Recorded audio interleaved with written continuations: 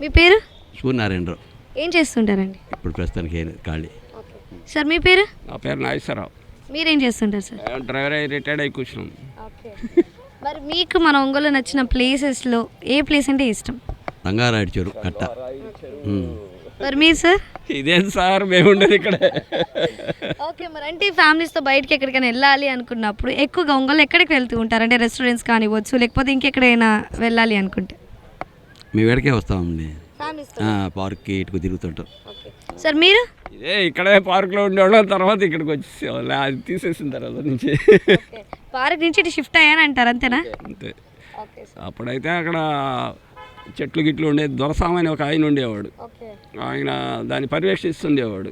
ఏదే చెట్లు కట్ చేయటం కానీ మొత్తం చేసేవాడు. అది అక్కడి నుంచి ఇక్కడ షిఫ్ట్ అయిపోయాం. అది ఇప్పుడేమో వేరే వాళ్ళు తీసుకున్నారు కాబట్టి డెవలప్ అయ్యేటికి అందరూ ఏడా కూర్చుంటారు. వచ్చి సాయంకాలం 5 కాగానే 7 దాకా 7, 8 దాకా ఏడా కూర్చుంటారు అందరూ.